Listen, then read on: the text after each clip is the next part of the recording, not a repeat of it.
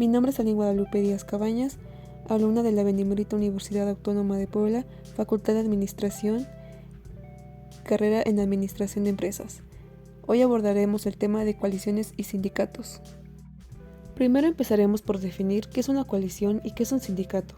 Según la Ley Federal del Trabajo, en el artículo 355, una coalición es el acuerdo de un grupo de trabajadores o de patrones para la defensa de sus intereses. También se puede definir como una alianza, unión, liga, confederación o acuerdo entre varias partes. Esta alianza puede hacerse tanto entre varios partidos políticos como entre países o empresas capitalistas, teniendo como objetivo el realizar una acción conjunta. Mientras que un sindicato, según la Ley Federal del Trabajo, en el artículo 356, se establece que es la asociación de trabajadores o patrones constituida para el estudio, mejoramiento y defensa de sus respectivos intereses. En este sentido, cabe señalar que tanto los patrones como los trabajadores están en pleno derecho de crear sus propios sindicatos para velar por sus intereses en el ámbito laboral. Para los segundos existe el Sindicato de Trabajadores, una organización formada por colaboradores que vela por una mejora en las condiciones de trabajo en la negociación colectiva. Es importante señalar que la coalición es una figura que no debe entenderse como sinónimo de sindicato. Una de las diferencias principales entre la coalición de trabajadores o de patrones y el sindicato de trabajadores o patrones es el carácter temporal de la primera. Existen otras diferencias, por ejemplo, la coalición de trabajadores o de patrones se ha constituido para la defensa de intereses comunes, en tanto que el sindicato tiene por objeto el estudio, mejoramiento y defensa de los intereses de los trabajadores. La coalición de trabajadores no requiere registro ante autoridad alguna para ejercitar sus derechos, a diferencia de los sindicatos que sí lo demandan. Continuaremos con una breve semblanza histórica sobre los sindicatos. Los sindicatos surgieron como respuesta de los trabajadores a los efectos más perniciosos de la Revolución Industrial. Los primeros sindicatos se crearon en Europa Occidental y en Estados Unidos a finales del siglo XVII y principios del siglo XIX, como reacción ante el desarrollo del capitalismo. A medida de que el sistema industrial iba desarrollándose, numerosas personas abandonaron el campo para buscar los escasos puestos en los centros urbanos. En la Ley Federal del Trabajo, en el artículo 360, proporciona una clasificación de los sindicatos de trabajadores según su naturaleza. Como primero tenemos los gremiales. Estos sindicatos están constituidos por trabajadores agrupados por su profesión, oficio o especialidad. Un ejemplo es el Sindicato Mexicano de Electricistas. Este agrupa a todos los que trabajan como electricistas, es decir, agrupa a los trabajadores por profesión u oficio. Después tenemos a los de empresa. Está constituido por trabajadores de una misma empresa.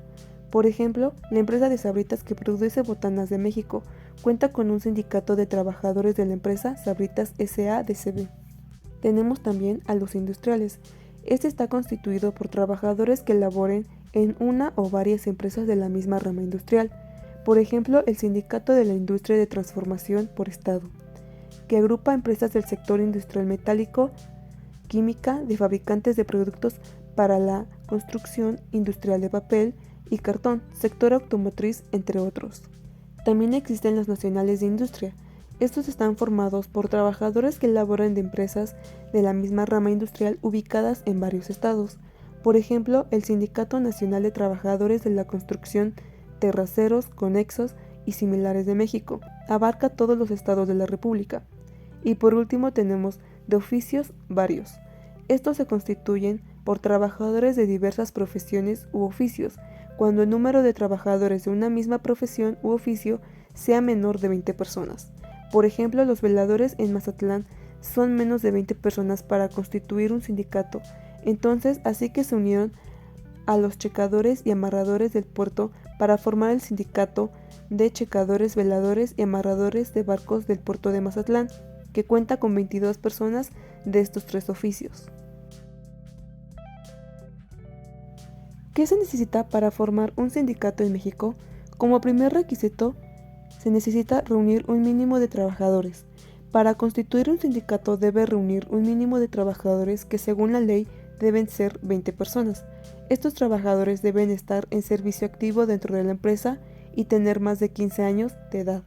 Los trabajadores de confianza no pueden pertenecer al sindicato. Como segundo requisito, se necesita definir el tipo de sindicato que se formará. Como ya hemos mencionado, las clases de sindicatos, cuando se decide formar un sindicato de trabajadores, se define qué tipo de organización se va a conformar de acuerdo con la naturaleza de los miembros que lo integran. El tercer requisito, se necesita redactar los estatutos del sindicato. Los estatutos son las normativas o las reglas que regirán la actuación de los miembros del sindicato e incluso describe las condiciones en las que el sindicato muere. En el artículo 371 de la Ley Federal del Trabajo se da una guía de los estatutos que deben redactar los miembros del sindicato. El cuarto requisito es realizar la asamblea constitutiva. Esta es la primera asamblea que celebrarán los miembros del sindicato para darle validez legal a la organización. En esta reunión, los socios aprobarán las propuestas de los estatutos que han redactado y elegirán la primera directiva, que serán los encargados de ejecutar las decisiones del sindicato. Todo esto debe quedar por escrito en un acta. Como último requisito, tenemos el registro del sindicato en la Secretaría del Trabajo y Previsión Social. Este trámite es necesario para darle al sindicato una personalidad jurídica de manera que tenga capacidad de actuación legal y sea reconocido ante el patrón y demás autoridades competentes. En el artículo 527 de la Ley Federal del Trabajo se define cuando un sindicato es de competencia local o de competencia federal para poder saber a qué ente acudir para realizar el registro. En el artículo 395 de la Ley Federal del Trabajo establece que en el contrato colectivo podrá establecerse que el patrón admitirá exclusivamente como trabajadores a quienes sean miembros del sindicato contratante. Esta cláusula y cualesquiera otras que establezcan privilegios en su favor no podrán aplicarse en perjuicio de los trabajadores que no formen parte del sindicato y que ya presten sus servicios en la empresa o establecimiento con anterioridad a la fecha en que el sindicato solicite la celebración o revisión del contrato colectivo y la inclusión en él de la cláusula de exclusión. La sanción sindical impuesta al trabajador no podrá afectar su permanencia en el empleo o sus condiciones de trabajo. Por consiguiente, tenemos las causas de disolución de un sindicato. Un sindicato se puede disolver cuando existen los siguientes motivos: por cumplirse cualquiera de los eventos previstos en los estatutos, por acuerdo cuando menos de las 2/3 partes de los miembros de la organización, adoptado en la Asamblea General y acreditado de las firmas de los asistentes, por sentencia judicial, por reducción de los afiliados a un número inferior a 25 cuando se trate de sindicatos de trabajadores, y por último, en el evento de que el sindicato, federación o confederación se encuentre en curso en una de las causales de disolución, el Ministerio del Trabajo y Seguridad Social o quien demuestre tener interés jurídico podrá solicitar ante el juez laboral respectivo la disolución y la liquidación del sindicato y la cancelación de la inscripción en el registro sindical.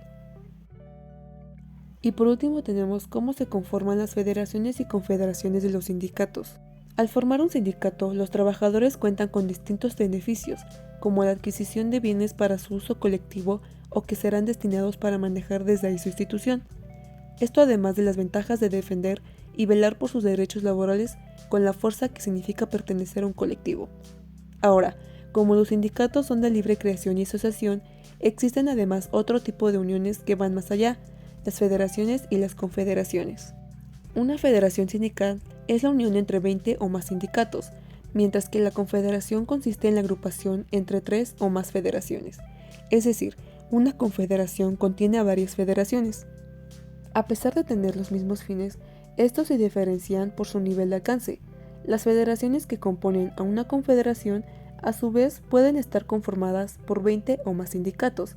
Estos sindicatos pueden tener al menos 20 trabajadores o a 3 patrones diferentes.